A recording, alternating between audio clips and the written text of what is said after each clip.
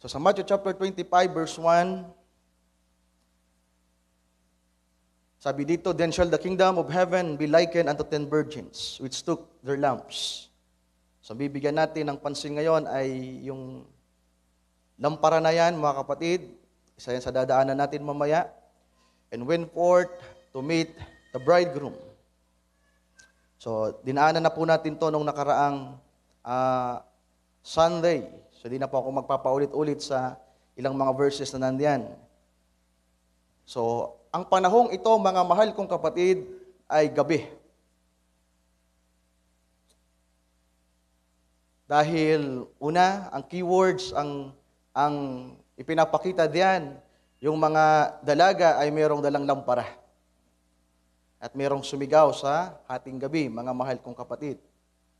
So, sa matagal na panahon, iniisip ko at naisip natin na sa mga talatang yan ay, lalo sa panahon ng pagsigaw ng midnight, ay inisip natin na rapture na yon. Akala ko dati, yung Matthew 25:6 nang sumigaw siya, and automatic, yun na. Wala nang ibang mga event pang nangyari. So yan pang dadaanan natin sa gabing ito sapagkat matagal pa po ang naging pagitan between the midnight cry hanggang sa kasalan talaga. Sapagkat ang kasalan ay naganap ng umaga, mga kapatid ko. Hindi po naganap ang kasalan ng gabi, hindi rin po naganap ang kasalan lalong-lalo sa hating gabi. Walang ikakasal ng midnight, wala rin ikakasal ng madaling araw. Ang pagkakasal ay umaga. So sa matagal na panahon, ang bagay na ito ay hindi natin nakita. Pero ngayon, ang Panginoon ay patuloy na nag-unfold at nagre-reveal ng kanyang salita. Hallelujah. So tungo tayo sa verse 6 na lamang. "And at midnight, there was a cry made, Behold, the bridegroom cometh, go ye out to meet him." So yan yung pangatlo. Nasa gitna po yan, mga kapatid, sa 5 cries.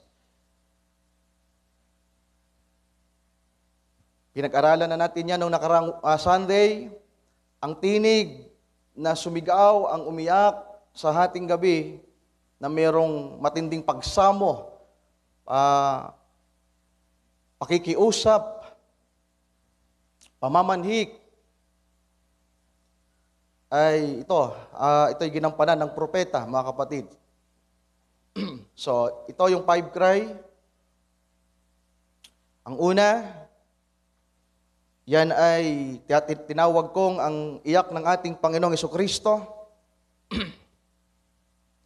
the gospel. Ipinangaral po ang gospel sa paglalarawan sa spiritual na kalagayan sa panahon ng ating Panginoon ay nagministry, mga mahal kong kapatid. At naganap ang cry ng ating Panginoon sa buong araw. He is the sun. Kaya nga sabi ng hula, ang lugar na nasa gabi, nasa madilim, ay sumikat ang liwanag. Ibig sabihin, nang dumating ang ating Panginoon sa ibabaw ng lupa 2,000 years ago, sumikat ang liwanag. Kaya ang ministry ng ating Panginoon, mga mahal kong kapatid, ay umaga. Amen. Ang ministry niya ay umaga. Pero ang sabi niya, meron siyang mga paalala, gumawa kayo, sabi ng Panginoon, sapagkat malapit na ang gabi at walang sino mang makakagawa. At nung huling araw ng ating Panginoon, mga mahal kong kapatid, alam natin kung paano buong mula sa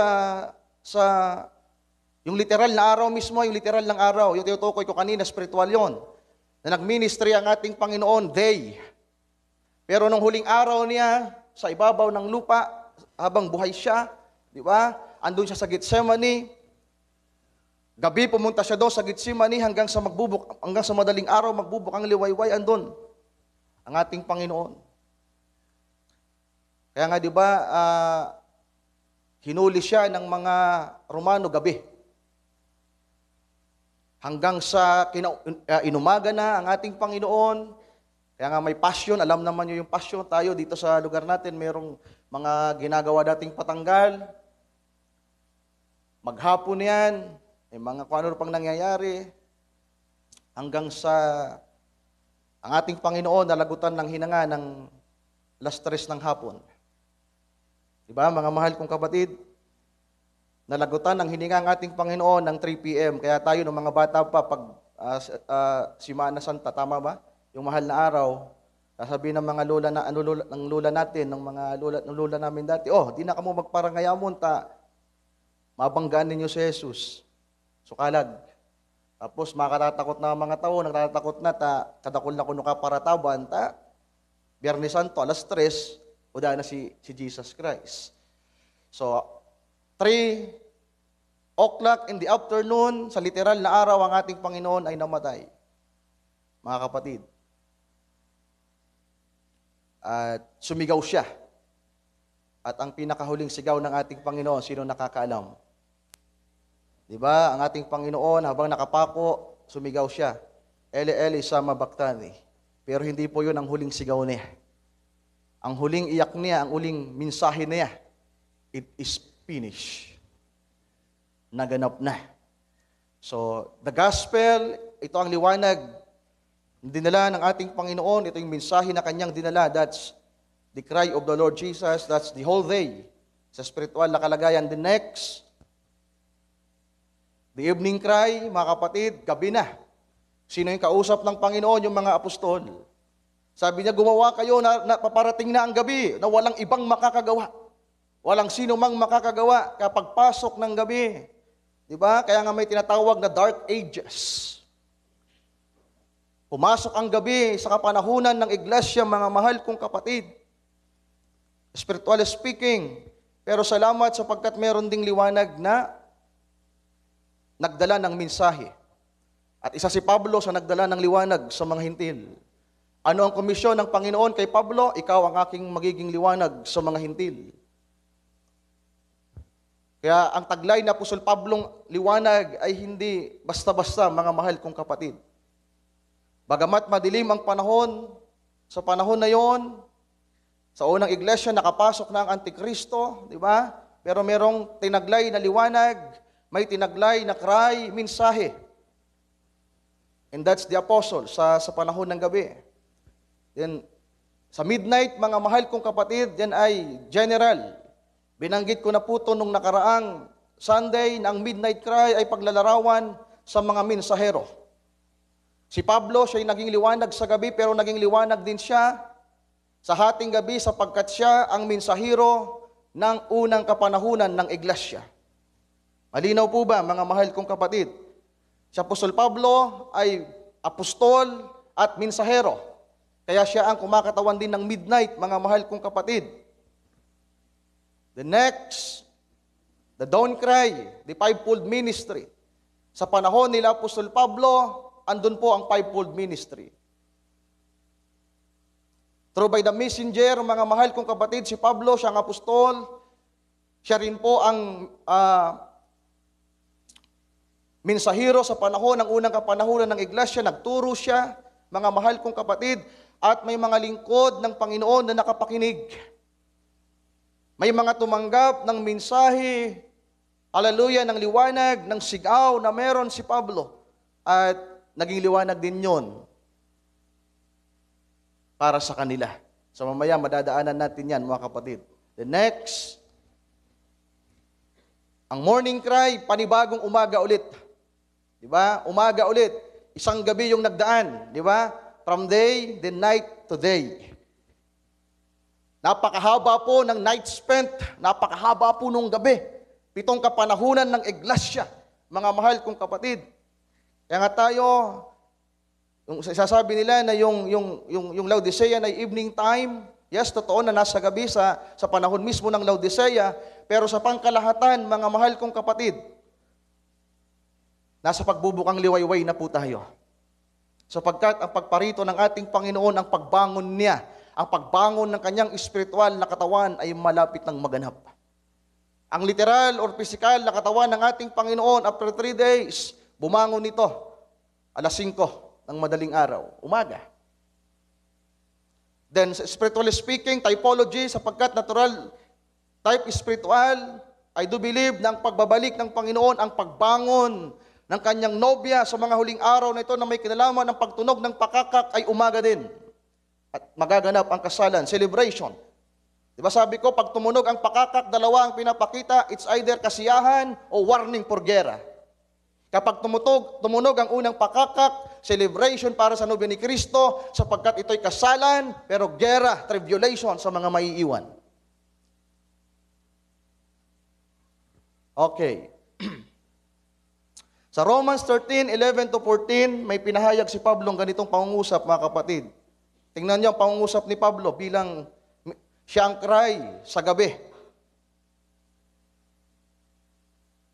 In that, knowing the time, ito po, talinghaga to dito, basta pangungusap lamang ni Pablo. Mas naiintindihan natin ngayon ang kanyang mga sulat. Pagkilala sa oras, pagkilala sa panahon. At hindi yan literal na panahon o literal na gabi o araw, mga kapatid ko. Yan ay spiritual. Sabi ni Pablo, that knowing the time, that now it is high time to awake out of sleep. For now is our salvation nearer than when we believe. Alam niyo kung mag-i-elaborate ako, talagang oras ko dito, kaya papaikling ko hanggat maaari, mga kapatid ko. So dito sa bahagi ito ng verse 11, ginising na Apostol Pablo ang mga mananampalataya sa kaniyang panahon. Di ba? Ginising niya. Sa panahon pa lamang ni Apostol Pablo, sa unang kapanahunan ng iglesia ay meron ng paggising. Kaya siya ang tinig.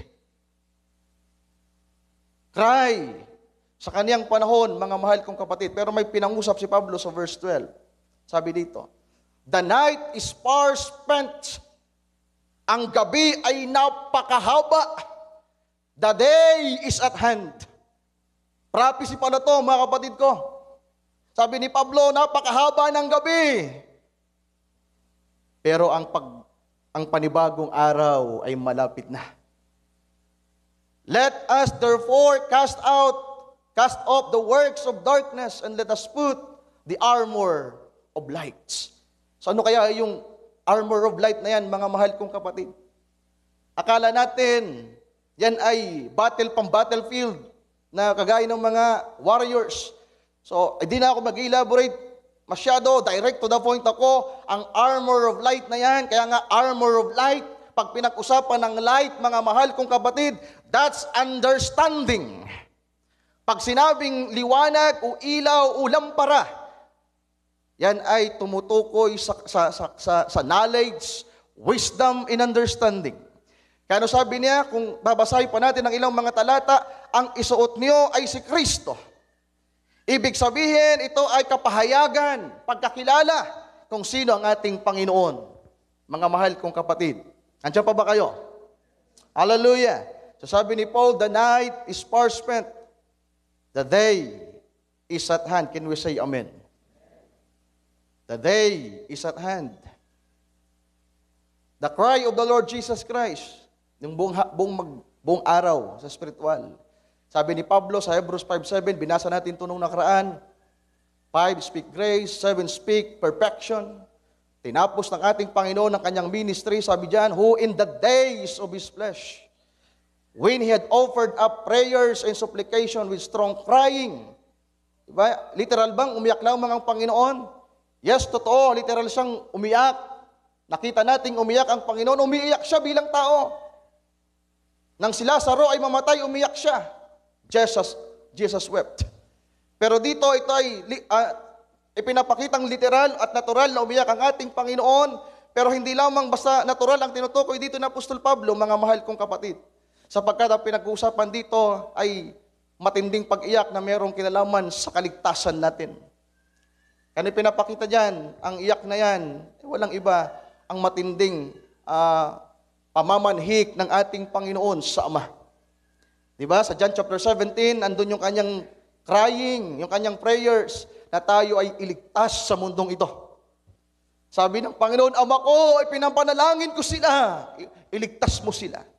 Hindi ko sinasabing alisin mo sila dito sa mundo.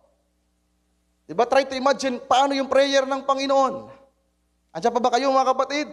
Yung buong John chapter 17, panalangin nyo ng Panginoon ng pamamanhik. Kasi sabi ni Pablo, nakita niya ito ang ating Panginoon, ito ang kanyang ginampanan. Ibinigay ang mensahe sa atin at ang ating Panginoon ay namanhik sa Ama. Sapagkat kung sa atin lang ang ating Panginoon mangungusap, na kagaya na sinabi ko nung Sunday, mga kapatid ko, nabigo si Moses, na mangaral at magturo sa mga Hudyo. Kaya anong ginawa niya? Bumaling siya sa Panginoon. Di ba? Parang tayo rin ng mga manggagawa at kahit man ang ating Panginoon. Nagturo siya sa kanyang mga alagad, ang 12 disciple, tinuruan niya. For 3.5 years, tinuruan niya. Pero ano nangyari? Lahat tumalikod sa kanya. My goodness. Even Judas Iscariote nakinig sa pagtuturo ng pinakadakilang pastor at guro sa ibabaw ng lupa.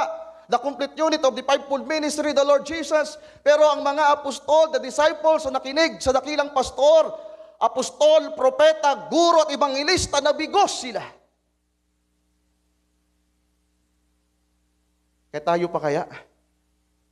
Si Brother Ryan kaya na nagpapastor sa iyo, si kami lang kaya mga manggagawa ngayon, mga kapatid. Ikaw ang ating Panginoon nga, siya na ang great pastor, great teacher, yung mga pinagpasturan niya, yung mga tinuruan niya. Ano nangyari? Kanya-kanyang talikuran, isa-isa.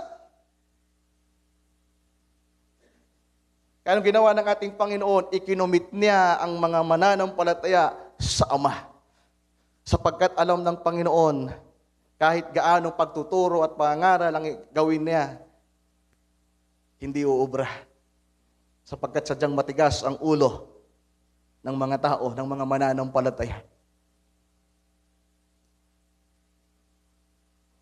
Kaya salamat mga mahal kong kapatid, ang ating Panginoon bumaling sa Ama.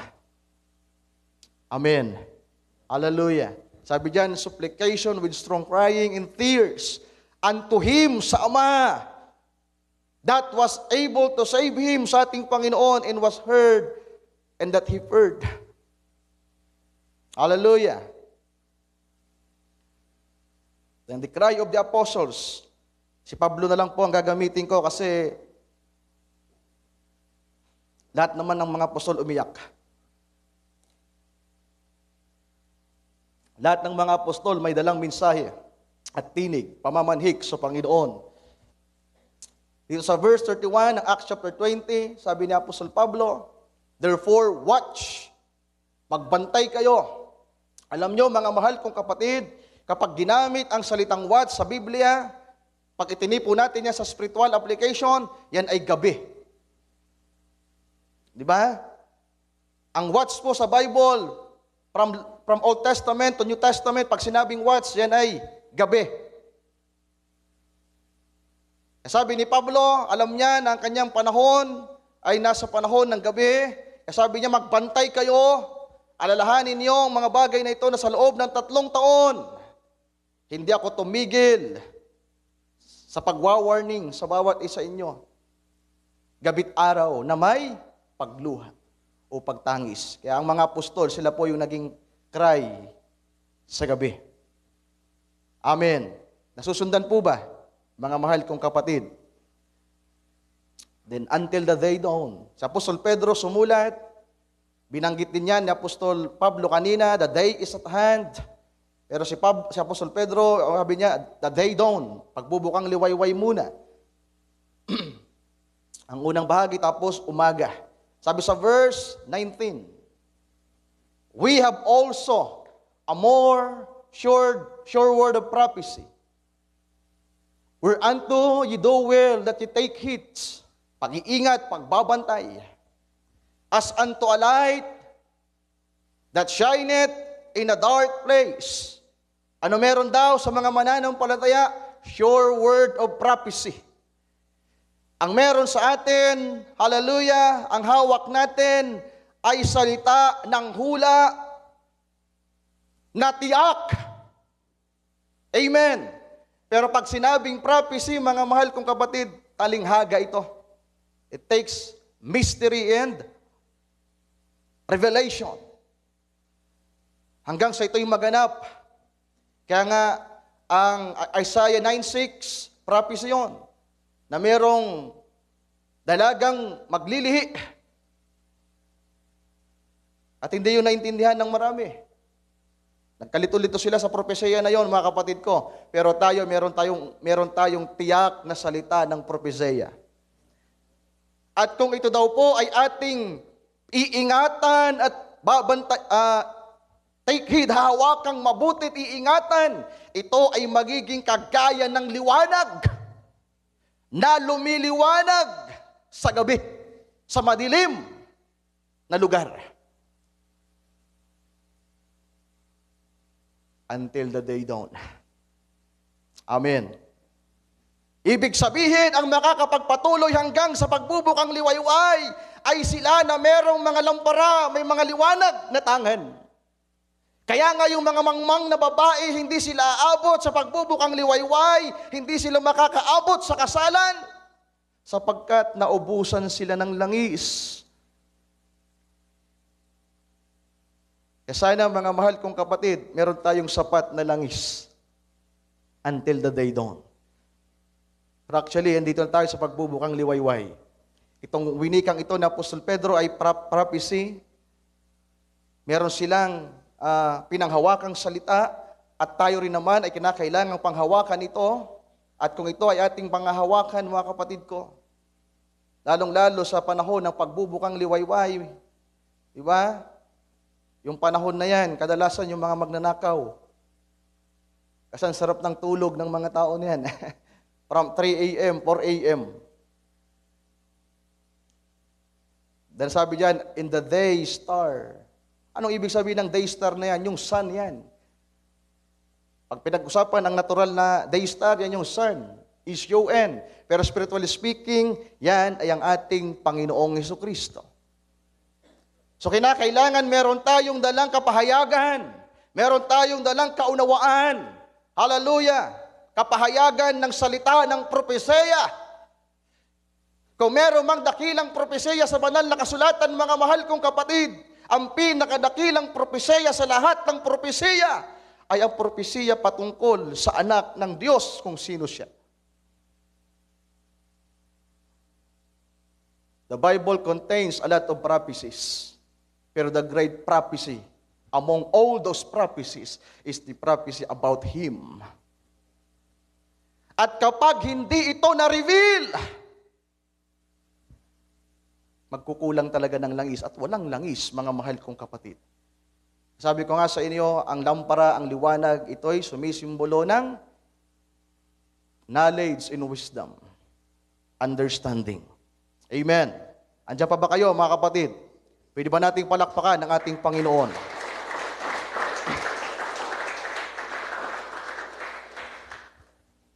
So, sabi diyan, merong kinakailangang liwanag sa madilim na bahagi, hanggang sa pagbubukang liwayway, hanggang sa panibagong araw o umaga. Then, the cry of the servants or the good man. Sino ito, mga kapatid ko? Meron tayong nilaktawan na isa, yung midnight cry, kasi nga dinaanan na natin yung pangatlo. Diba? Alam na natin kung sino yung servants na yan, yung good man na yan. The fivefold ministry. Diba? Yung una, ang ating Panginoon. Pangalawa, yung 12 apostles. Yung major, kasama si Pablo. Yung pangatlo, yung midnight cry, yung mga mensahero sa bawat kapanahunan.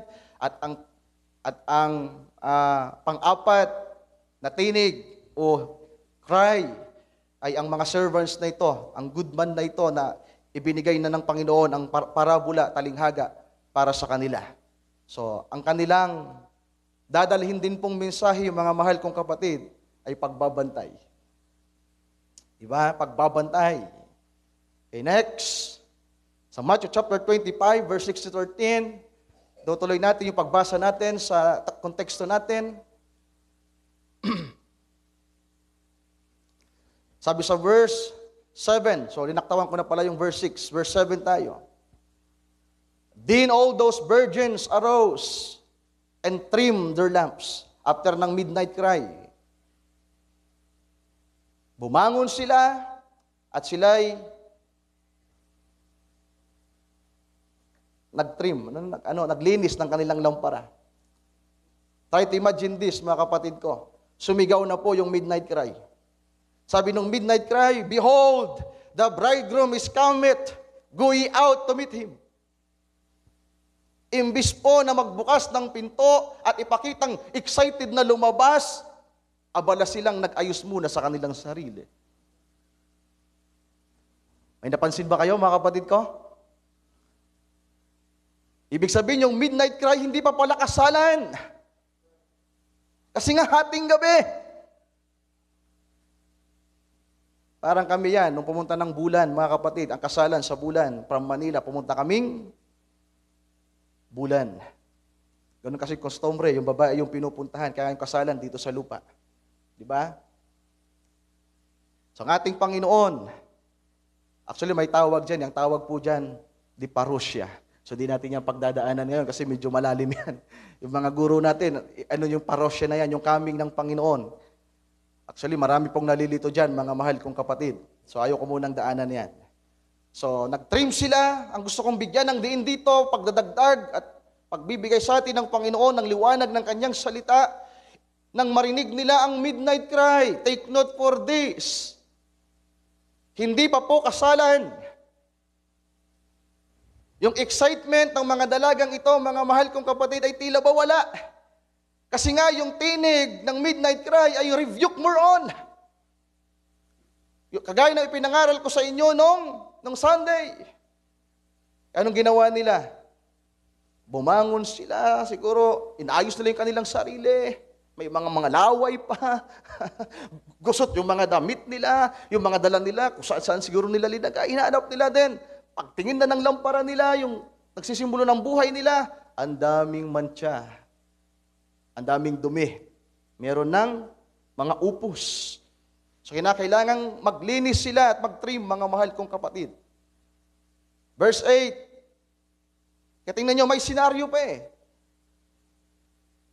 Nagkaroon pa ng conversation at hindi basta ano yan mga kapatid ko, hindi yan. Sabihin natin, isang specific lang na panahon. Sabi diyan, "In the foolish said unto the wise, give us of your oil, for our lamps are gone out." So doon nila napansin na wala na silang langis. Ang hinihingi nila ay langis, mga mahal kong kapatid. Yung lampara nila ay unti-unti nang namamatay. So yan, binigyan ko na po ng diin nung nakaraan. Verse 9. "But the wise answered, saying, Not so, lest there be not enough for us and you. But go ye rather to them that sell, and buy for yourselves. Take note for this." Nang sumigaw ang midnight cry, mga mahal kong kapatid, both the wise and the foolish, lahat sila ay gumising, they arose, at tiningnan nila kanilang mga sarili, mga mahal kong kapatid, at napansin nitong mga mangmang na wala nga silang langis. Ano sabi ng mga matalino? Sapat lang ang meron kami. Anong ibig sabihin ng sapat lang? Bakit kinakailangang sapat lang? Eh, andun na yung bridegroom, dapat lalabas na lang sila, hindi na nila kailangan ng langis. Pero alam ng mga matalino, and even the foolish, alam nila na meron pang panahon na bubunuin. Dahil kung automatic ang bridegroom ay naroon ng mga mahal kong kapatid, hindi na nila kailangan ng lampara. Kailang dumating po ang Panginoon, the bridegroom, hindi midnight, hindi rin po dawn, kundi umaga. Bagamat totoo sabi doon, "Behold, the bridegroom cometh."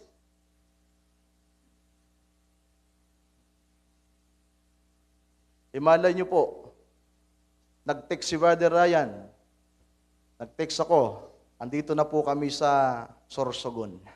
"Oh, nandyan na sila! Maganda na kayo!" Eh, gaano pa katagal from Sorsogon to Bulan? 3 hours pa.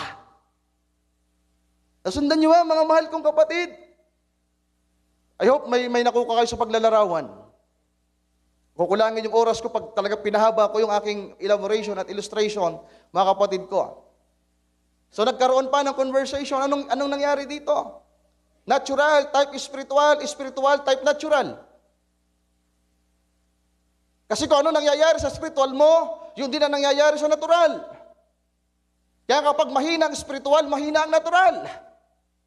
Tama po ba? Mga mahal kong kapatid, katingnan nyo, sa panahon na nangusap na ang midnight cry, na narito na kasintahang lalaki, ano pong ginawa ng mga mangmang? Pumunta sa palengke. Gaano kaya kalayo ang palengke? Try to imagine. Midnight po sila lumabas. Dali-dali silang lumabas. Hindi natin alam kung naghintay pa silang magpaumaga kasi baka sarado pa yung mga market. Andiyan pa ba kayo? Hindi naman literal na pagsabi ng mga matalino, bumili kayo ng langis. Natural type spiritual, yung mga panahonan, well, kung may bukas, mapalad sila. Kaya lang ang pagbubukas ng market umaga. Kaya nga, kailan sila nakasumpong ng langis? Nung umaga na. Kaya lang, huli na para sa kanila. Sabi ng mga dalagang matalino, bumili kayo ng langis para sa inyong sarili. Andiyan pa ba kayo, mga kapatid ko? Akala natin automatic lumabas sila. Yes, pwedeng lumabas sila, kaya lang, naghanap sila kung saan-saan. Kung inanatural pa natin yan, mga kapatid ko, abalang-abala ang mga mangmang na ito sa mga material na bagay na nasa labas. Mga bagay na nasa labas. Samantalang yung limang matalino, they are prepared. Andun na yung langis, meron silang kapahayagan, meron silang karunungan, kaalaman. Pero itong mga mangmang na ito, dahil kulang ng langis, abala sa labas na bumili ng mga bagay na kailangan nila. Bagamat totoo, mangangailangan sila ng spiritual, pero ang kalagayan ng mga mangmang sa panahong ito, mga mahal kong kapatid, na hindi makakasama sa pag-agaw sa natural na kalagayan, abala sila sa paghahanap ng mga bagay na kailangan nila dito sa lupa. Kaya nga maiiwan sila. Natural type spiritual. Alam niyo, nagbubulay-bulay ako kanina, mga mahal kong kapatid, kung meron pang panahon, totoo ito habang ako'y nasa prayer room. Sabi ko, Lord, kung magtatagal ka pa, ano kaya ang mga bagay na pwede kong maiwan sa aking mga anak para, di ba, hindi na sila maghihirap. Kasi halos isang oras siguro na ang napagbulay-bulay ko si Brother Ding, mga kapatid. Si Brother Ding. Sinasariwa ko yung mga panahon na magkasama kami at inaalala ko yung mga pangungusap niya at na-amaze ako, sabi ko. Yung taong yun, napakasimple lang naman, pero binubulay ko paano siya mangaral, yung mga notes niya, nai-imagine ko paano siya mag-notes. Hanggang sa nakita ko yung sarili ko na kahit papaano meron kaming mabuting kalagayan ngayon at inisip ko paano kayong mga anak ko balang araw kung meron pang panahon.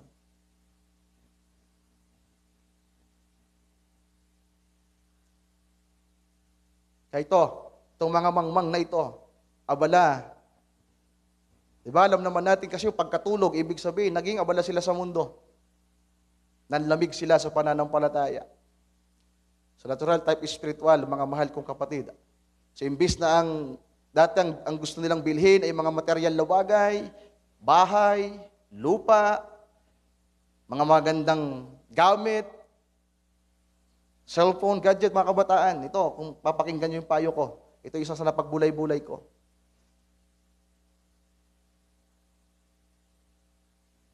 Maging wise kayo sa paghandle ng pera, ng sweldo niyo. Diba?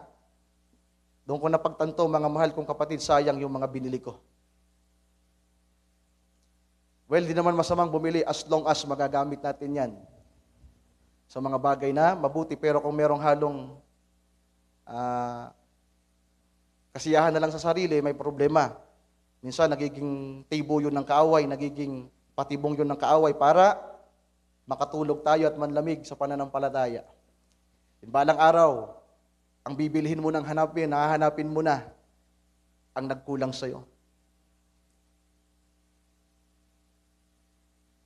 Inubos mo yung panahon mo sa pamimili, pag-iipon, paghahanda, paghanap ng mga bagay dito sa lupa, na-purchase mo, nabili mo, nagkaroon ka, pero kung police virgin ka, ha? Kung police virgin ka. Pero sana, hindi tayo nandyan. Bagkus pa, andun tayo sa limang matalino na nag-advise na Di ba? Yung matalino ay they are well prepared, mga mahal kong kapatid. Makikita natin yan sa sunod na talata. So take note, lumabas sila. Hindi natin alam kung gaano sila katagal, basta ang konklusyon natin sa bahaging yan, nakabili po sila nung umaga na. So mamaya makikita natin yan, mga kapatid. Verse 10. And while they went to buy, diba? Yung pagitan. Verse 9 and 10. Diba? Inutusan sila ng matalinong bumili, kahit papaano may advice yung wise para sa kanila, then in while, hindi natin alam kung kailan sila lumabas. Basta lumabas sila at kinakailangan na nilang bumili, they want to buy another time, mga mahal kong kapatid. At habang sila'y naroon na sa labas, na bumibili, mga mahal kong kapatid, umaga. Natural appearing ng ating Panginoon sa mga nobya, the second coming, the bridegroom came. Spiritually speaking, mga mahal kong kapatid, dumating ng ating Panginoon, pero sa natural, darating po ang ating Panginoon na kagaya sa umaga. Sabi diyan, the bridegroom came, and they that were ready, sino yon? The 5 wise virgin, went in. Doon lang sila pumasok. Saan? Sa kasalan.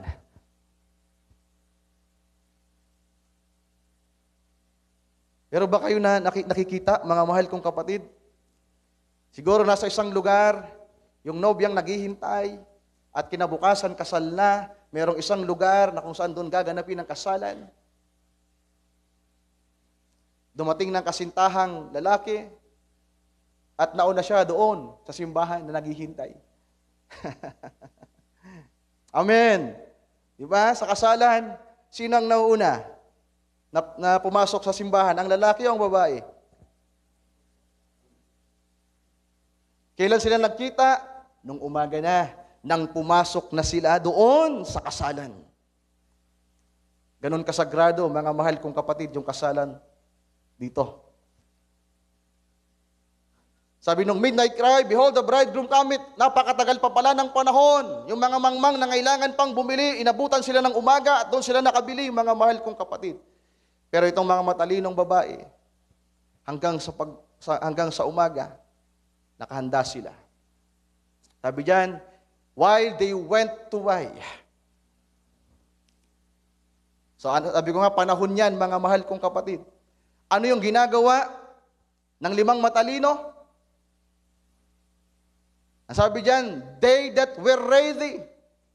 Nakita natin kanina na sila'y nagtitrimming, mga mahal kong kapatid. Nakita nila yung kanilang lampara na merong sapat na langis, meron silang vessel na hawak. Di ba?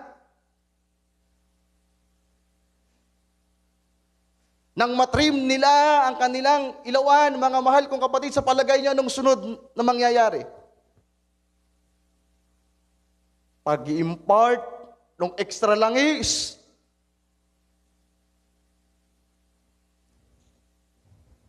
Diba? Kagaya ng gas, mga kapatid ko, nung panahon, nung kami dito, titriman mo yan, tapos pag nalagyan na ayos na, saka mo bubusan ulit ng gas. Another panahon yon. Ibig sabihin, bago pumasok itong bride doon sa kasalan, kung saan naroon na ang kasintahang lalaki, hallelujah, meron munang langis. Meron munang pagdadagdag ng another na langis. Sino ang gumawa noon? The servants, the good servants, the good man. Ang mga nagbabantay na kasama nung dalaga sa loob ng bahay. The 5-fold ministry. Yung mga dalagang naghihintay, nandun sila sa sangsilid. May mga nagbabantay sa kanila. Naalala si Esther, mga mahal kong kapatid, nung inihahanda para sa hari, meron doon mga tagapag-alaga. Merong porter. Andun sa labas, sa may pinto. Mamaya mababasa natin yan.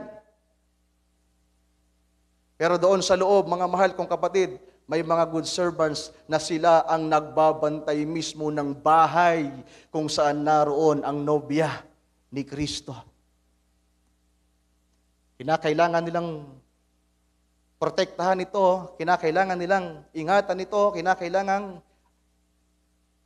hanggang sa pagdating ng kasintahang lalaki sa kasalan ay handa ang mga ito, mga mahal kong kapatid.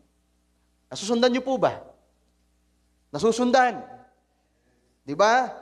Yung mga mangmang lumabas, bibili sila ng another langis, ng extra langis, sapagkat wala na sila. Pero ano yung ginawa ng mga matalino?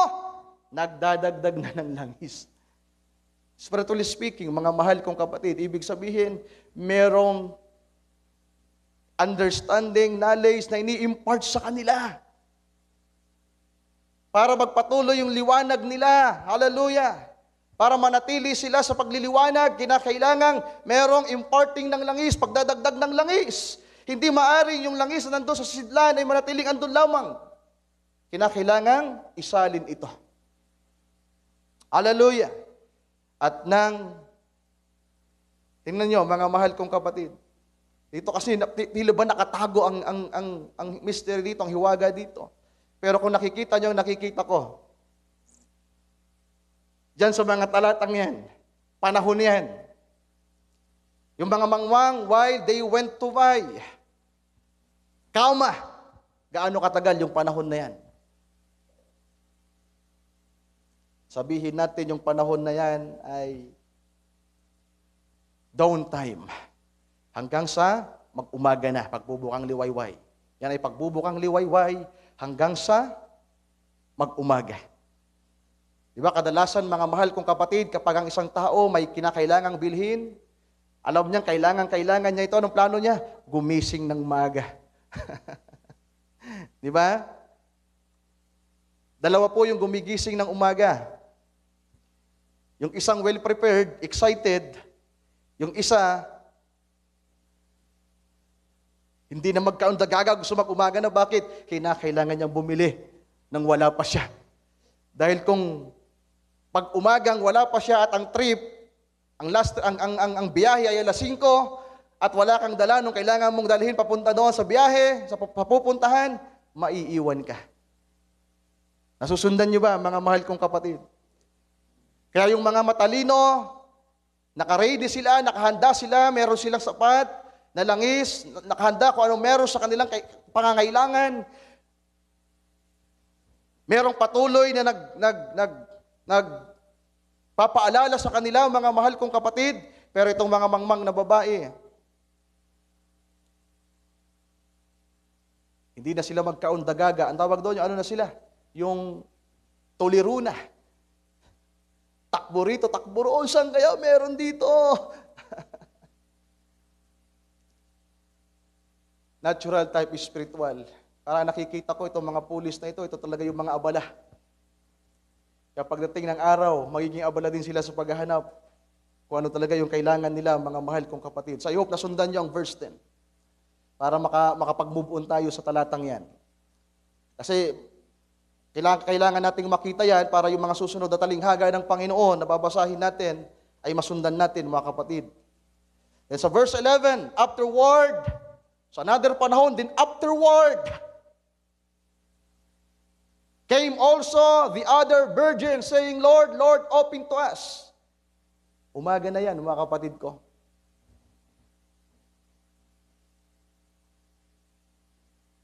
Sarado na yung simbahan. Merong rules.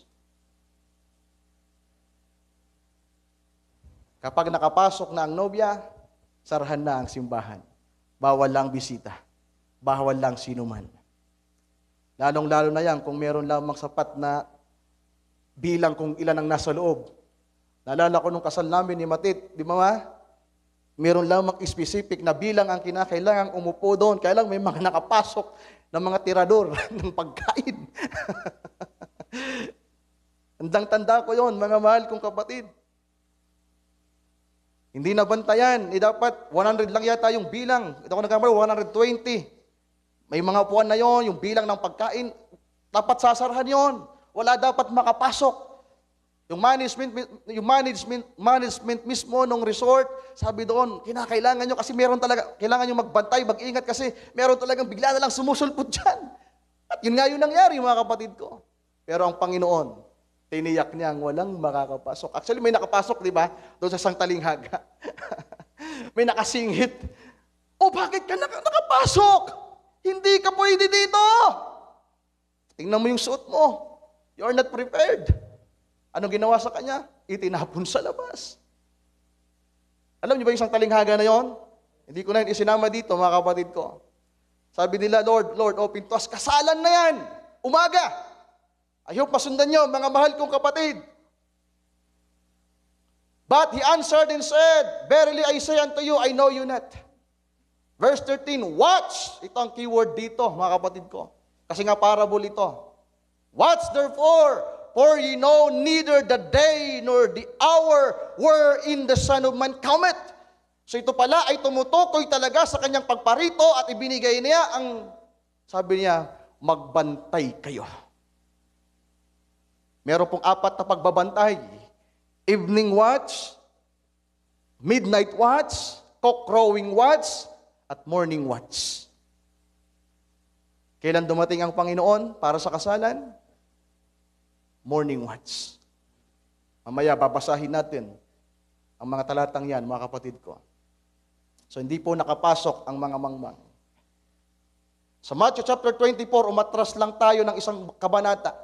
Dahil ito ang isang talinghaga ng Panginoon bago pumasok ang talinghaga sa Matthew chapter 25, mga kapatid ko. Yan yung pagtatapos sa Matthew chapter 24, isang talinghaga din ng Panginoon bago ang Matthew 25. Sabi sa verse 42, watch therefore, for ye know not what hour your Lord does come. So yung bridegroom pa lang nyo sa Matthew 25, dito sa Matthew 24 ay talagang ang Panginoon ito. Magbantay kayo sapagkat hindi nyo alam ang araw o oras ng pagparito ng inyong Panginoon. Sabi sa verse 43, tingnan niyo. But know this, that if the good man of the house had known in what watch the thief would come, dito thief ang ginamit, he would have watched and would not have suffered his house to be broken up. Natural type is spiritual. Pag pinag-usapan po ang house, tumitipo yan sa literal nating katawang ito at tumitipo din yan sa iglesia ni Kristo. Nasabi diyan, mga mahal kong kapatid, kung ang mabuting katiwala ng bahay ay marunong magbantay at alam niya kung kailan darating ang magdanakaw, magbabantay siya. Andiyan pa ba kayo? Sabi diyan, siya ay magbabantay. Ang good man na yan, mga mahal kong kapatid, andun yan sa loob. Yan yung katiwala doon sa loob ng bahay. Ano yung bahay? Ang nobya ni Kristo. Ibang talinghaga lang to. Hindi wise virgin. Itinago sa talinghagang bahay. House! Pagdating sa 25, naging bride yung bahay. Pero yung isang tinutukoy, ang nobya ni Kristo. Alam niyo po, doon sa labas, may tinatawag na tagatanod, pinto. Doon sa labas, pero meron ding nasa loob. Mga mahal kong kapatid, kinakailangan, sabi diyan, yung good man. Alin yung good man na yan, mga mahal kong kapatid? Yan yung nagbabantay na, nangangalaga ng bahay. Hallelujah! Ano sabi ng Panginoon sa Episo? Ibinigay niya ang 5 kaloob para protektahan ang nobya ni Kristo. Ano yung ministry ng fivefold? For the perfection of the saints, for the edifying of the body of Christ. Para sa kasakdalan, para sa kanyang kaligtasan, mga mahal kong kapatid. Hallelujah! Sabi diyan, kung alam ng good man, ng mabuting katiwala, kung kailan darating ang magnanakaw, siya'y magbabantay. Bakit magnanakaw ang tinukoy dito ng Panginoon, mga mahal kong kapatid? Then pagdating sa Matthew 25, bridegroom. Dalawa po kasi ang babalikan ng Panginoon.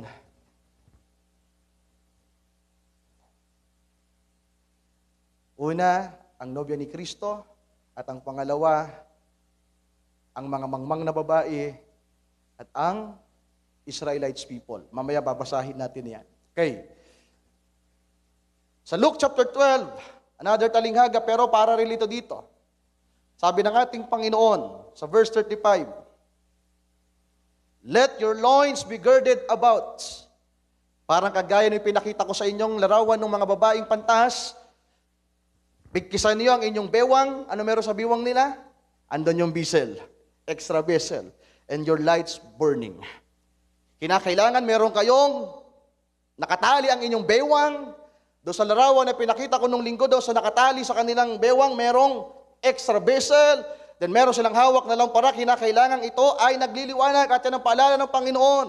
Let your loins be girded about and your lights burning. Verse 36, "And ye yourselves, like unto men that wait for their Lord, when He will return from the wedding." Tingnan nyo to, verse 36. "That when He comes in knock, they may open unto Him immediately." So ibang bagay to. May karagdagan dito, mga kapatid ko. Kagaya ito ng pinagsisharingan namin ni Brother Alex, sa yung bautismo, itinago ng Panginoon sa 4 na gospel. Sa Matthew 28:19, walang repentance, walang remission. Ang sabi lang, ituro, mangaral, bautismohan sa pangalan ng Ama, ng Anak, Espiritu. Pero pagdating sa Marcos, meron nang idinagdag na pananampalataya. Ang sumampalataya at mabautismohan maliligtas. Pagdating sa Lucas, sa pangalan mismo ng Panginoon, ipapangaral, hindi Ama, Anak, at Espiritu. Ano ipapangaral? Sa pangalan ng ating Panginoon, ipapangaral ang pagsisisi. Wala yun sa Matthew 28:19. Kaya yung mga Katoliko, yung mga denomination, Matthew 28:19 lang sila. Ama, Anak, Espiritu. Pagdating sa John, ano meron sa John? Nirecord naman ni John, pagpapatawad sa kasalanan. Kapag dating sa Acts chapter 2, verse 38, kinompleto yung 4 na ebanghelyo. At kagaya din po ito sa pagbabalik ng Panginoon, mga mahal kong kapatid, sinadyang pinaghiwa-hiwalay ng Panginoon para hindi maintindihan ng mga madudunong. Actually, kahit man tayo, ngayon lang natin ito nakikita. Tingnan nyo ano meron dito. "And ye yourselves," sino kaya tinutukoy dito ng ating Panginoon? Another na grupo ng mga tao, "like unto men that wait for the Lord, when He will return from the wedding." Pagkatapos ng kasalan, babalik siya. Pero kanino siya kinasal? Meron kasing naganap mo ng kasalan. Sino ang babalikan niya dito, mga mahal kong kapatid? Yung mga mangmang, yung mga Israelita, nasabi ng Panginoon, kayong mga lalaki. Alala niyo Acts chapter 1, "O mga lalaking mga taga-Galilea, hindi niyo ba alam na kung paanong si Kristo umakyat sa langit, gayon niyo siya makikitang bubababa, second coming, hindi rapture." Kapara saan ang mga lalaking ito? "And ye yourself like unto men that wait for the Lord." Ang mga Israelita naghintay din po sa Panginoon, sa Messiah. Kaya sabi ng Panginoon sa Acts 1, verse 11, "O kayong mga," sabi ng dalawang anghel, "O men of Galilee, while you are standing gazing, na umakyat ang Panginoon sa langit, hindi niyo ba alam na kung paano siyang nakitang umakyat ay ganun siyang bababa muli." Kailan yan? "He will return after the wedding." Pagkatapos ng kasalan, meron siyang babalikan. "That when He comes in knock," tingnan niyo mga kapatid, "they may open unto Him immediately." Bakit immediately? Sandaling panahon na lang yan para sa Israel. 7 years. Andiyan pa ba kayo, mga mahal kong kapatid? I hope nasusundan niyo ang talinghagang ito ng ating Panginoon. Hallelujah. Sabi sa verse 37, tingnan niyo. Sa bahaging ito,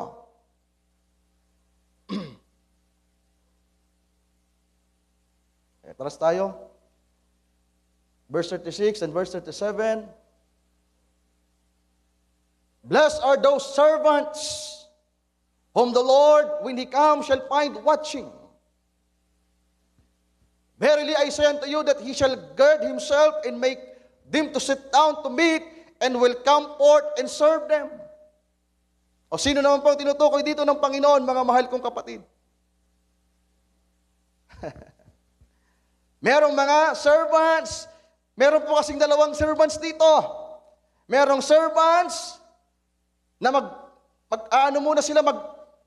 parang yung mangmang na mga babae na hindi naging mabuting katiwala. Ano sabi ng mga hindi mabuting katiwala? Matagal pa naman ang Panginoon. Anong ginawa nila? Nagsuntukan, nag-away-away. Pero yung mga mabuting katiwala, mapalad. The good man of the house. Sabi diyan, but blessed are those servants. Ibang katiwala ito na mapalad na sa pagparito ng Panginoon ay makikita niyang nagbabantay. Verily I say unto you that He shall gird Himself and make them to sit down to meat, and He will come forth and serve them. Amen. Hallelujah. Verse 38. Tingnan niyo, ito po yung ano ng Panginoon. Andito na po yung pagtukoy niya ng iba't ibang pagbabantay. Bagamat dito, dalawa lang ang tinukoy niya. Sabi sa verse 38, and if he shall come in the second watch. Alin yan? Midnight. Or come in the third watch. Or come in the third watch. Pwedeng sa panahon ng cock-crowing. Pwede daw. Sabi doon, pwede. Nangyari kaya? Alam niyo po bang hindi yan nangyari? Kasi nga, or. Pwedeng, if we shall come in the second watch, or come in the third watch, and find them so, blessed are those servants. So, sino ang mapapalad na mga katiwalang ito, na pwedeng sa una, sa pangalawa, hindi binanggit yung pang-apat? Hallelujah! Itinago ng Panginoon yung pang-apat na pagbabantay. Alin nyo, pang-apat, mga mahal kong kapatid? Morning watch. Pagbubukang liwayway. Alam niyo po bang pagitan ng morning watch from 3 a.m. to 6 a.m. Ang evening watch from 6 p.m. to 9 p.m. Ang midnight from 9 p.m. to 12 midnight. Ang cock-crowing from 12 midnight to 3 a.m. Ang morning watch, dawn watch ang tawag din dyan.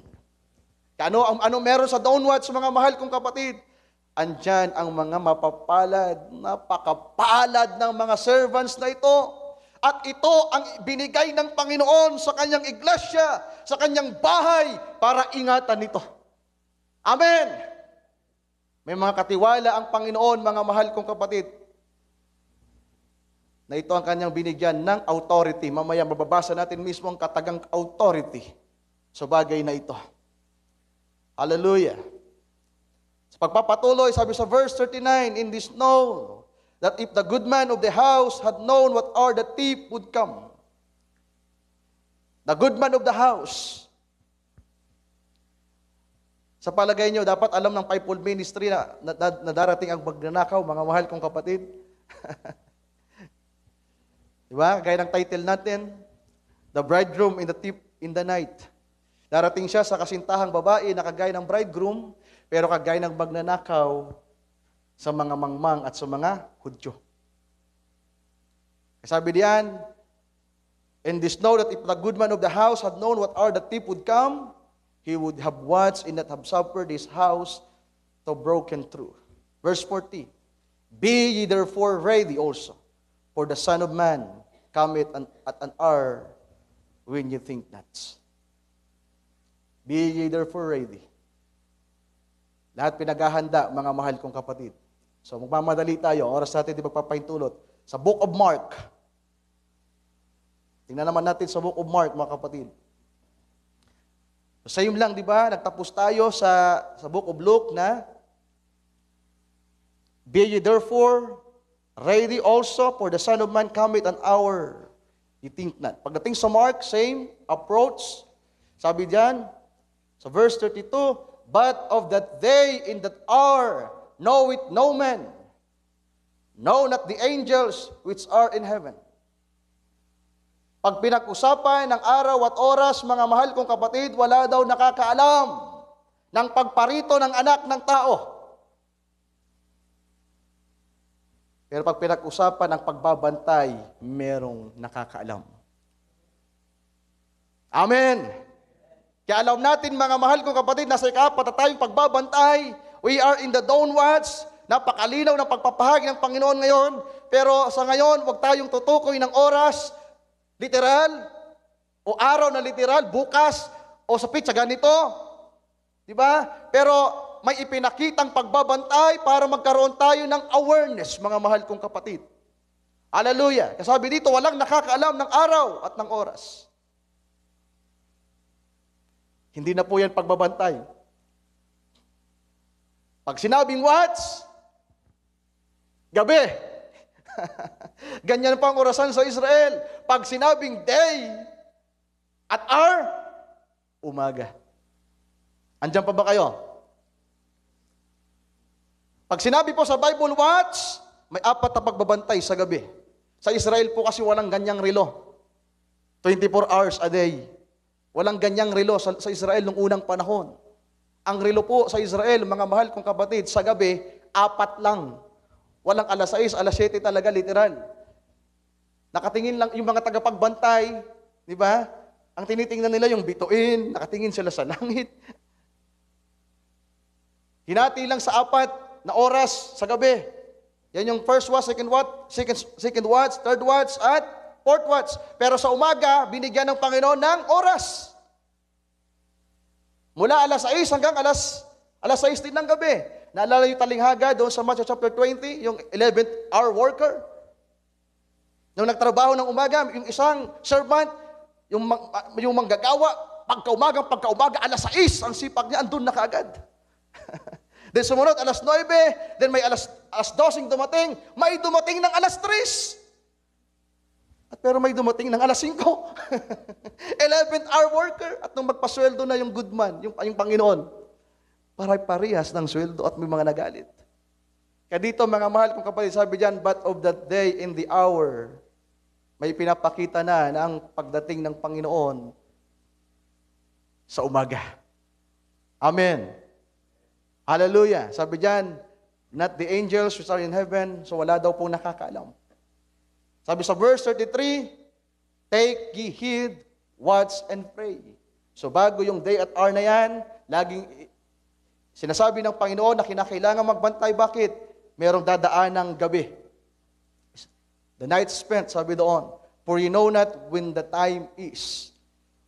Then verse 34, for the Son of Man is as a man taking a far journey, who leave his house. Kagaya daw po ang anak ng tao sa isang taong naglakbay sa malayong, naglakbay ng malayo, na iniwanan muna ang kanyang bahay. Pagkatapos ng itayo, iniwanan niya. Sabi ng Panginoon, upon this rock I will build my house, my church. Pag-build niya, iniwanan daw muna niya saglit. Pero sabi diyan, and gave authority to his servants, and to every man his work, and commanded the porter to watch. Tingnan niyo, mga mahal kong kapatid. May binigyan ng authority ang Panginoon para mangalaga ng kanyang bahay, the servants. And to every man his work. Sino po yung una nakakita ng kanilang trabaho? The apostles. At sino yung porter na yan, mga mahal kong kapatid? Singular. Commanded the porter to watch. Ang una pong nagbabantay yung nasa labas, yan yung midnight cry. Kaya ang una nakareceive ng mensahe, yung nandun sa labas, yung midnight cry, bago magbukang liwayway, sabi doon, narito na kasintahang lalaki. Go ye out to meet him. Pero kinakailangan yung nakarinig doon. Diba? Yung nandun sa loob, may paabot kung ano yung sinabi ng tagapagbantay. So yan ay pagpapasa. Nakita natin na mayroong 4 na pagbabantay, mga mahal kong kapatid. Mayroong unang nagbantay sa evening time, ang mga apostles. May pangalawang nagbantay, the messenger, the midnight cry. Then nilaktawan ng Panginoon yung isang bahagi, itinago yung isa.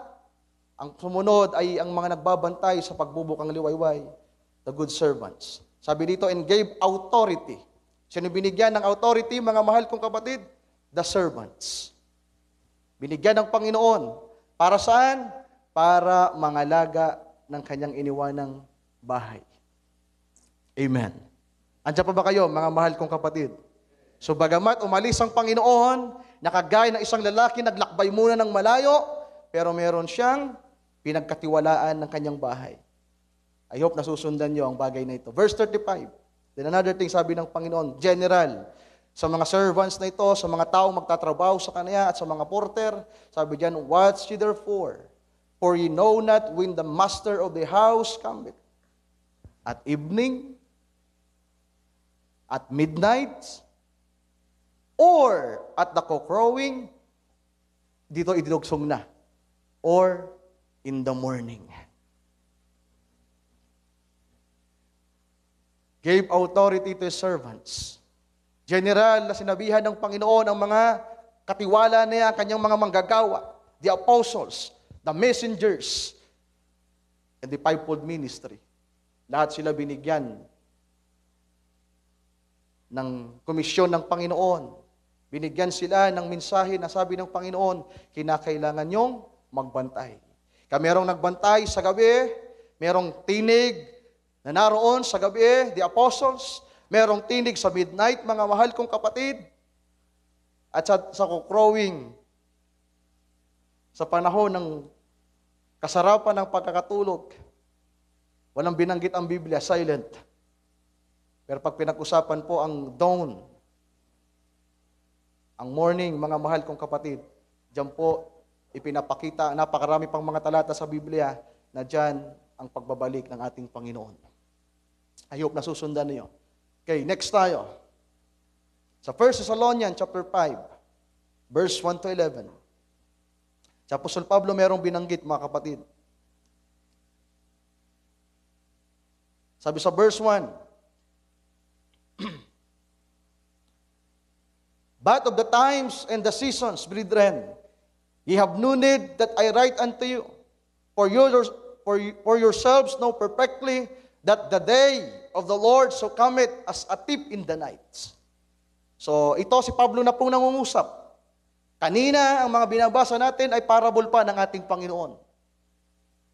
Si Jesus Christ mismo, ang ating Panginoon, ang nangusap from the book of Matthew, Luke, and Mark. Then ngayon si Pablo, nangungusap na. Pag pinag-usapan ang mga panahon, sabi ni Pablo, dapat nga, di ko na kayo sinusulatan, sabi niya. Sabi sa verse 2, for yourselves know perfectly that the day of the Lord so cometh as a thief in the night. For when they shall say, peace and safety, then sudden destruction cometh upon them as travail upon woman with child, and they shall not escape. Kailan yan mangyayari, mga mahal kong kapatid? Tribulation. Kagaya ng babaeng may dalang sanggol. Revelation chapter 12. Diba? Sa Revelation chapter 11, makikita natin yung peace covenant. Pagtayo ng templo sa Israel, magkakaroon ng peace covenant, merong 7 years na bubunuin sa tribulation, hanggang sa tumungo sa Great Tribulation. Kasabi dito, may pinapangusap si Pablo, na dapat ang mga mananampalataya ay may kamalayan sa pagbabantay. May kinalaman sa hiwaga ng nobya, anak ng nobyo, ng kasintahang lalaki, at patungkol sa thief in the night, mga mahal kong kapatid. Ito ay parable in mystery. Sabi sa verse 4, but ye, brethren, are not in darkness, pertaining sa mga believers, that day should overtake you as a thief. So merong mga mananampalataya na sa pagdating ng Panginoon, hallelujah, ay dadatnan na hindi kagaya ng magnanakaw. Naririnig na natin ito dati. Pero may mga maiiwan na madadatnan na kagaya ng magnanakaw. Sino yon? Yung mga maiiwan. The foolish. Hindi nila alam may nakapasok na, may dumating na. Even the Israelites people, mga mahal kong kapatid. Sabi sa verse 5, patungkol sa nobya ni Kristo sa mga believers, ye are all the children of lights. Can we say amen? Meron tayo dapat liwanag. Meron tayo dapat lampara. May langis tayo, mga kapatid. Hindi ka magiging children of light kung wala kang langis. Di ba? Hindi ka magliliwanag kung wala kang langis. Kinakailangan may taglay kang langis para magliwanag ka. Ano nga ba yung langis? Ang Espiritu ni Kristo. Hindi ka pwedeng tawaging anak ng Diyos, anak ng liwanag, kung wala kang langis. Kinakailangan taglay mo ang langis, mga kapatid. And the children of the day, we are not of the nights, nor of darkness. So ibig sabihin, hindi tayo nakatalaga sa gabing yan. Kaya kinakailangan ang mga mananampalataya ay gisingin ng Panginoon, pukawin. Sabi sa verse 6, therefore let us not sleep as do others, but let us watch and be sober. Dahil hindi tayo sa gabi, mga mahal kong kapatid, hindi tayo nakatalaga para dyan at maiwan sa panahon ng panibagong araw, kinakailangan nating gumising. Kinakailangan nating magbantay, kinakailangan nating mag-ingat. Hanggang kailan? Hanggang sa pagbubukang liwayway. Andiyan pa ba kayo? Kinakailangan wag tayong makakatulog. Spiritually speaking. Kinakailangan wag tayong manlalamig sa pananampalataya hanggang sa pagsikat ng araw. Alam niyo, kasarapan ng tulog, di ba? Alas 4, alas 5. Nag-alarm ka ng alas 5, Sir Matit, ang alarm niya sa cellphone niya, 3. 5 o'clock, 5:15. Kasarapan ng tulog, alas 4, alas 5. Andyan na yung kasarapan ng simoy, ang lamig. Yan ay pinapatay mo yung electric fan. Paggabi pa lang, ang init, halos naka-number 3 ka hanggang midnight. Pero habang papaumaga, ang lamig na. Ang sarap ng matulog. Delikado yon sa spiritual na kalagayan. Kaya kinakailangan merong tagapagbantay. Hallelujah, merong daging nagpapaalaala. Kaya sabi diyan, let us watch and be sober. Sana makita niyo ang ministry ng fivefold dyan, mga kapatid ko, at makikita natin sa pagpapatuloy. Sabi sa verse 9, kumalo tayo sa verse 9, for God has not appointed us to rats. Ano yung rat na yan? Pag umaga. Ano mangyayari, mga mahal kong kapatid? Pag umaga, sabihin natin, ang kasalan ay magaganap ng alas 7 ng umaga. Gaano katagal ang seremonya? Di ba? Kapag pinag-usapan ng natural na kasalan, minsan nga nagsisimula yung kasalan alas 9 dito sa lupa. Eh ang Panginoon, siya yung, sabihin natin, siya yung perpektong kasintahan lalaki ikakasal. So, ipalagay na lamang natin na kasalan ay alas 7, mga kapatid ko. Yung preparation, na ihanda.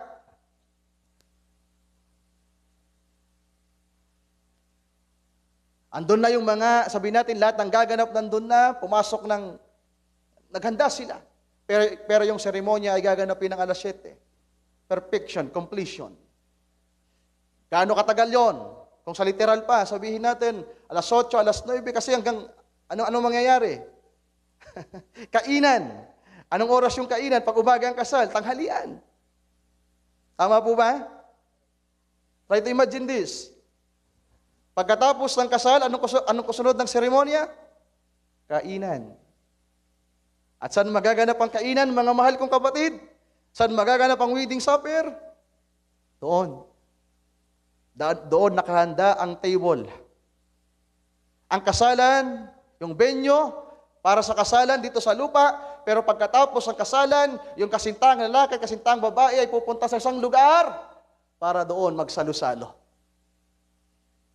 Kakain sila ng alas 11 hanggang alas 12. Tatanghali ang tapat na, mga mahal kong kapatid. Ano meron pagpatak ng alas 12 ng umaga sa lupa? Habang nagkakaroon ng kainan sa taas. Di ba?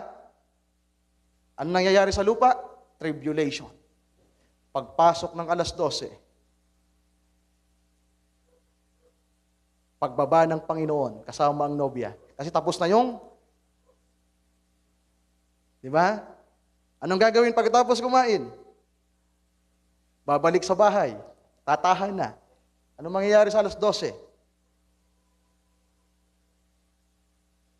Pabalik ng Panginoon dito.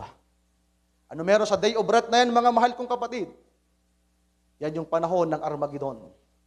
Bababa ang Panginoon, literal, sa ibabaw ng lupa. Pero sabi diyan, hindi tayo inappoint sa panahon ng araw ng kagalitan ng Panginoon, the Armageddon, the judgment, mga kapatid. Kaya kinakailangan, sabi diyan, inappoint tayo sa kaligtasan ng ating Panginoong Jesucristo. At paano natin tinamo ang kaligtasan ng ating Panginoon, mga mahal kong kapatid? Hallelujah! May mga katiwala ang Panginoon na nag-ingat sa atin at naghahanda sa atin. Ang kaligtasan na ating tinamo mula sa ating Panginoon, mga mahal kong kapatid, ang pagliligtas niya, sabi sa Book of Ephesians, chapter 5, ay kagaya sa asawang lalaking ibinigay niya ang kanyang buhay. Hallelujah! At nilinis niya ito sa pamamagitan ng salita. Nilinis niya ito sa pamamagitan ng kanyang salita.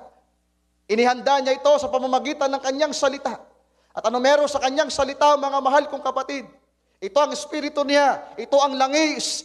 Hallelujah! Na naghahanda sa nobya ni Kristo para sa final na mararanasan natin sa mga huling araw na ito. Yung salvation na talagang, yung complete salvation. Yung immortal, magiging immortal. Yung corruption, magkakaroon ng incorruption. Lahat ng mga tao na itinalaga ng Panginoon, both the foolish virgin at kahit yung mga Hudyo, sa panahon ng pagbabalik ng Panginoon. Una, yung mga nobya ni Kristo, din sa pangalawang bahagi. Ang mangyayari sa kanila, magtatamo ng kaligtasan. Amen. Hallelujah. Pero maganda dito, mga kapatid ko, ang nobya ni Kristo. The children of light. Nagtaglay ng langis. Hindi nagkulang. Hindi sila itinalaga sa araw ng kagalitan ng Panginoon.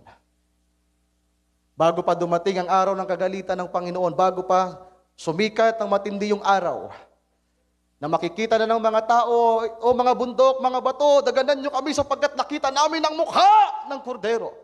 Ang kanyang galit ay dumating na. Alas 12 yan ng tanghali. Kitang-kita mo nang nakatirik. Galit na galit ang araw. Kailan? Pag alas 12. Halos magtago tayong lahat. Di ba? Alas 12 pamamahinga ng mga nagtatrabaho sa sakahan.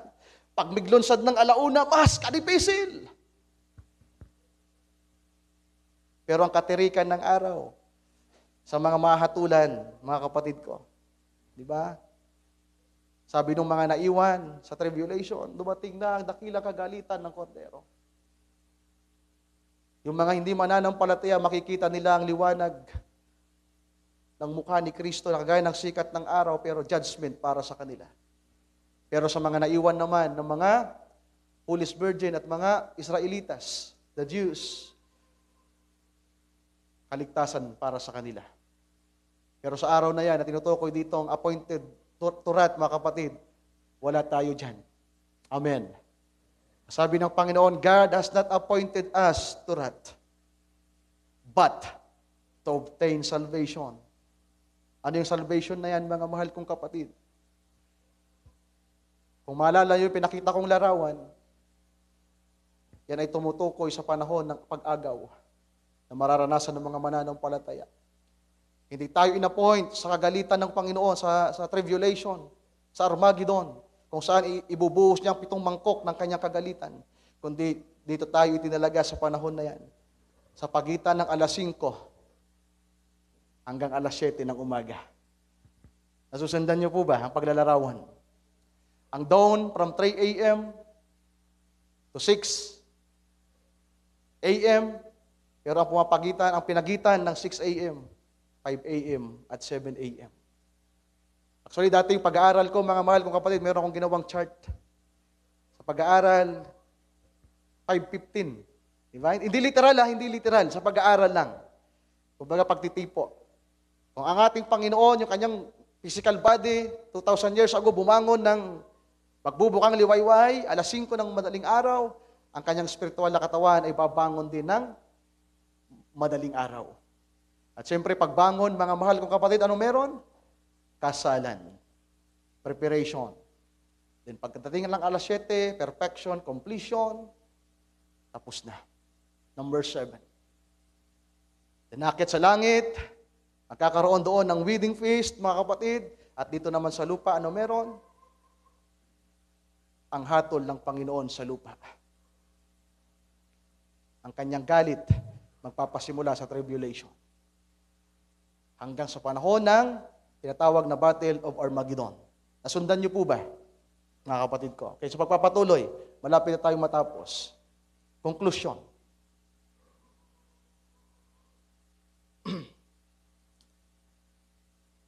Pag pinag-usapan ang lampara, mga kapatid, at ang liwanag, sa buong scriptures from Genesis, from Revelation, sabi doon sa Genesis chapter 1, in the beginning, God created the heaven and the earth. And God said, sabi niya, let there be light. Ano yung let there be light? Salita niya.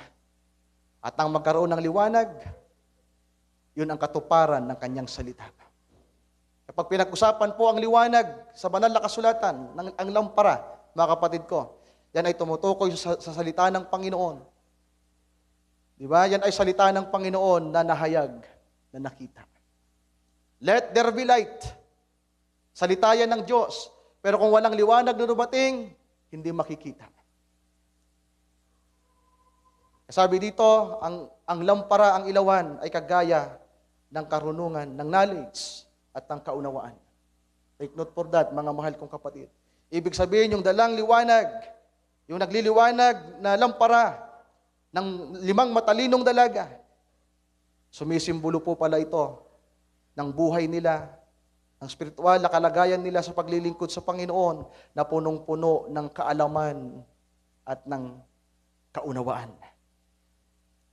Amen. Yung mga matalino ay yung mga mangmang, ano mangyayari sa kanila? Maiiwan. Bakit sila maiiwan? Nagkulang sila ng langis. Ano yung langis? Ang Espiritu ng Panginoon. At ang Espiritu at ang salita ay iisa. At ang nagbibigay ng unawa, mga mahal kong kapatid, ang nagbibigay ng liwanag, ng enlightenment, ng understanding sa atin. Ano sabi ng Panginoon? How between the Spirit of truth shall come. He will guide you and teach you to all the truths. Kaya ang mga pantas na babae na ito ay merong knowledge, understanding. At paano sila nagkamit ng knowledge? Bakit sila nakapagpatuloy hanggang sa pagbubukang liwayway?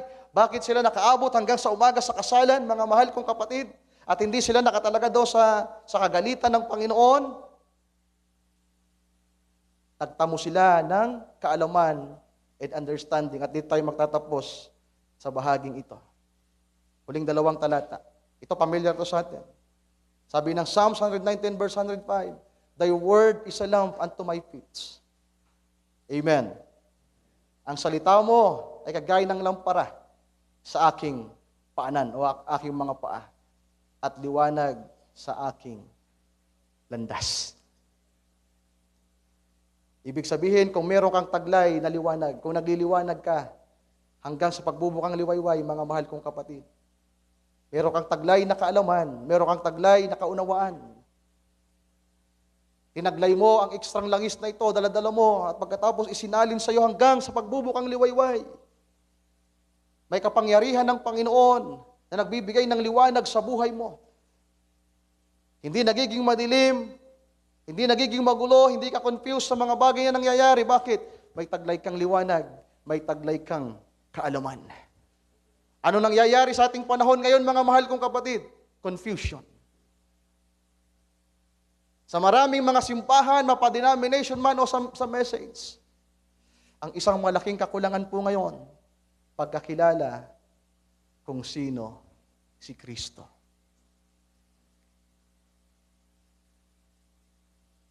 Anong kailangan natin? Liwanag. Sa pamagitan ng Espiritu niya. At hindi yan ibibigay ng Panginoon na ganun lamang, mga mahal kong kapatid.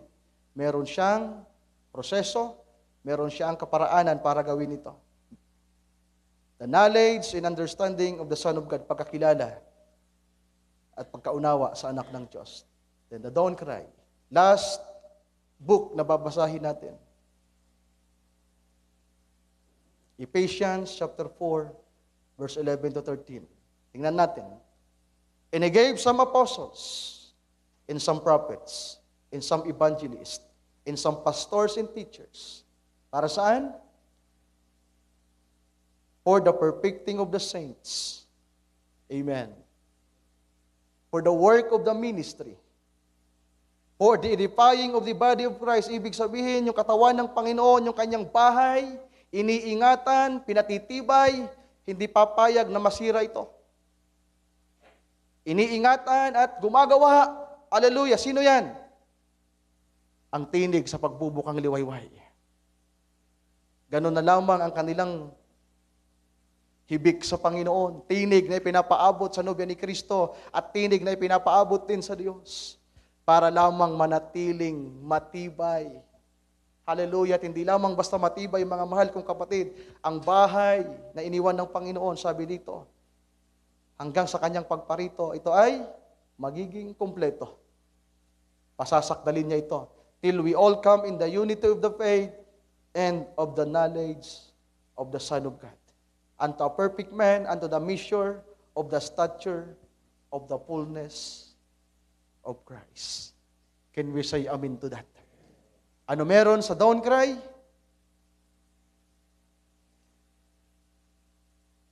Ang tinig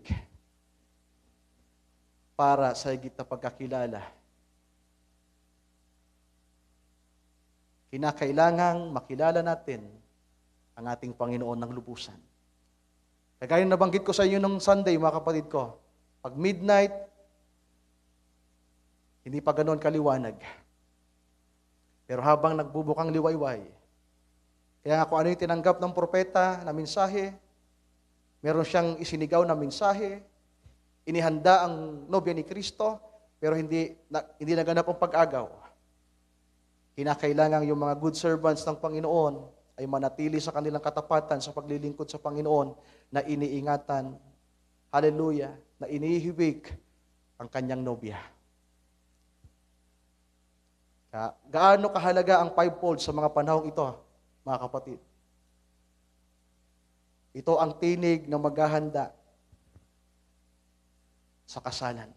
Ano meron sa tinig na sa pag-umaga na, yung last trump, yun na mismo yung declaration kung kailan magaganap yung eksaktong araw at oras ng pagdating ng Panginoon. Pero ang paghahanda para dalhin ang nobya ni Kristo sa kasalan, may handa at makilala ng lubusan kung sino ang Panginoon, ito ay ang fivefold ministry. Can we say amen to that? Ulitin ko, ang lampara at ang liwanag ay sumisimbolo sa Biblia. Basahin niyo ang Biblia, mga mahal kong kapatid. Sumisimbolo ito, tumitipo ito, tumutukoy ito sa kaalaman at kaunawaan. Ibig sabihin, kapag walang liwanag, wala kang makikita. Malabo, madilim. Pero kapag meron kang taglay na liwanag, meron kang understanding. So, ang kailangan ng mga nobya ni Kristo ngayon ay ang tinig ng fivefold. Amen. Hallelujah. Kaya kung mananatili ang ilan, mga kapatid ko, at hindi nila maintindihan ang bagay na ito, nagkaroon ng problema sa Godhead. Actually, binubulay ko talaga to. Mabigat ito. Hindi ko alam kung nakukuha nyo yung bigat na nasapo ko sa bagay na ito. Binubulay ko ito. Nagkaroon ulit ng kabigatan sa puso ko sa mga bagay na nangyayari sa end-time message movement, mga kapatid. Na dahil sa pagkakilala sa ating Panginoon, dito talaga nagkaroon ng problema, pagkakawatak-watak. Pero dumating nawa ang araw, lalo-lalo sa atin, ng bagay na ito na pinapakita ng banal na kasulatan pagdating sa pagkakilala sa ating Panginoon, maabot nawa nating lahat. Hanggang sa kapuspusan ng ating Panginoon. Can we say amen to that? Amen and amen. Tayo lahat ay magsitayo, mga kapatid ko, ating palakpakan ang ating Panginoon. Hallelujah. Salamat sa inyong pagtitiis, sa ating pagtuturo.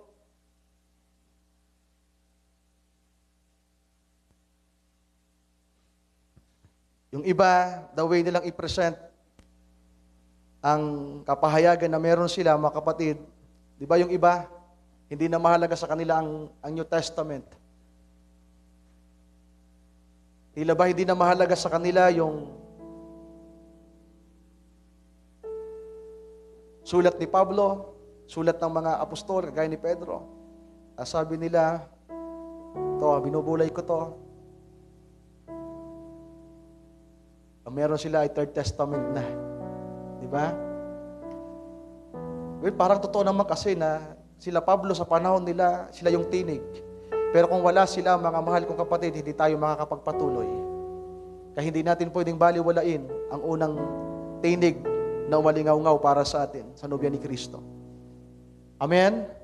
Hindi natin pwedeng baliwalain ang tinig na ito, sapagkat ang tinig na meron tayo ngayon ay continuation lamang ng liwanag na dala nila. Hindi ibang lampara, hindi ibang ilawan ang dala natin. Same na ilawan. Ang kailangan lang ay patuloy na pagdadagdag ng kaalaman at kaunawaan sa pamagitan ng kapahayagan at pagtuturo ng Espiritu ni Kristo. At sino ang may dala nito ngayon, mga kapatid ko, sa nobya? Diba? Siguro yung mga na-imagine ko, yung 5 dalaga, hawak na lang yung kanilang mga lampara. Tapos biglang nakita yung mga taga naroon, yung mga servants. Kasi ang nobya ni Kristo, sabi ni Brother Branham, nung binasa ko dati, may nagtanong sa kanya, meron bang gagampanan ang nobya ni Kristo bago ang rapture? Sabi ni Brother Branham, yes, meron. Sure. At ang gaganap dito, alin? The fivefold ministry. The bride of Christ consists of the apostles, the prophets, the evangelists, the pastors, and the teachers. So even the prophet knows that, mga mahal kong kapatid. Alam ng propeta na mayroong mga lingkod ang Panginoon na gagamitin para magpatuloy na magdala, magbigay ng liwanag. Tayo manalangin sa sandaling ito. O Panginoong Yesus, salamat sa mga salita mong aming pinag-aralan. Lord, I know, hindi lahat ng aking mga kapatid agad itong mauunawaan. Kagaya na sinabi ng Apostol Pablo sa mga taga-Hebreo, sa mga unskillful, sa mga hindi pa malago, ang kailangan nila ay gatas, malambot na pagkain. Pero sa mga matured na Panginoon, ang kailangan nila ay karne. At alam ko, Panginoon, may mga kapatid, bawat isa sa amin ay nangangailangan ng bahaging ito, ng pagtuturong ito, ng mga salita mo. Hindi ko po alam kung bakit dinala mo kami sa pagtatalakay sa paksang ito. Ngunit lubos ko ang pinagkakatiwala, Lord, sa iyo, kung ano man ang layunin mo. Nagawa ko ang aking maliit na bahagi, sa abot ng aking makakaya, Panginoon, nakagaya ng isang mabuting katiwala, na patuloy na pinag-iigi ang iyong ilawan, Lord, ang ilawan ng iyong nobya. Taglay ang langis, ang liwanag ng kapahayagan ng iyong salita. Salamat sapagkat may nakikita namin ang aming kalagayan, Lord. Nabiyayaan mo kami na magtaglay ng extra vessel, magtaglay ng additional na langis sa aming panahon upang maging liwanag at tanglaw sa landas na aming tinutungo.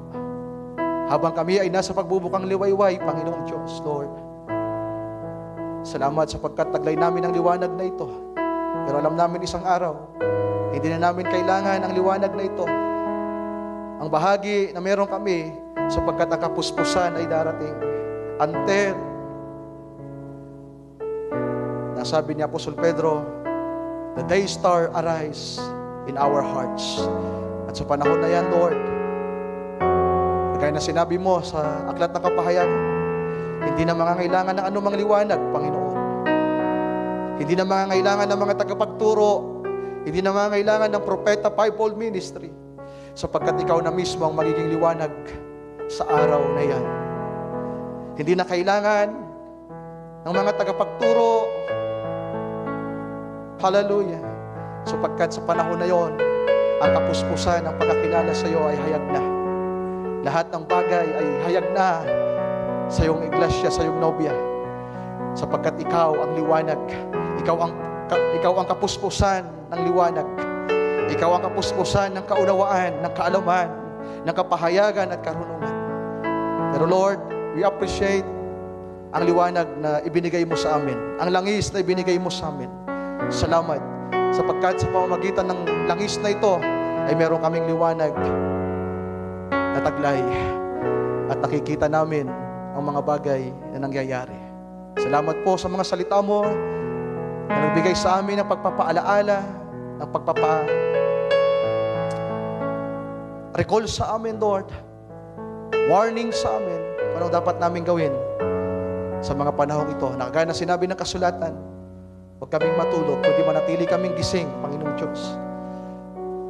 Nasa paghahanda, nasa pananalangin sa mga huling araw na ito. Lord, we are waiting sa araw na ipinangako mo na muli kang babalik.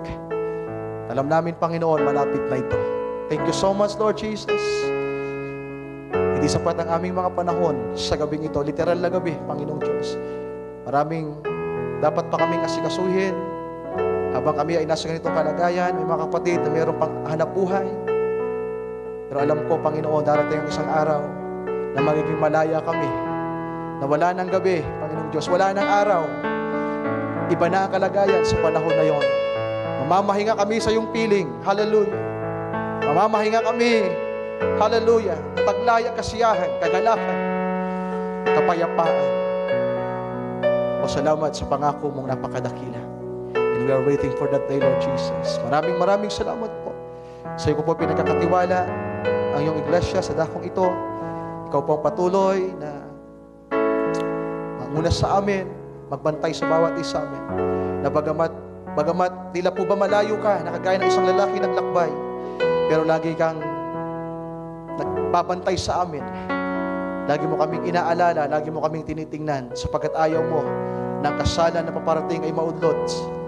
Tiniyak mo na kasalang ito ay magaganap at walang makakapigil. Lord, salamat, sapagkat ito'y inihanda mo nung una pa, at may mga taong mapalad na itinalaga para sa napakadakilang araw na ito.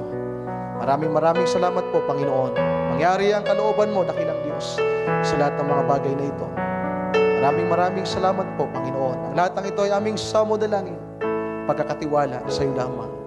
Itong aming hiling sa iyo, Panginoong Jesus. Amen. Amen.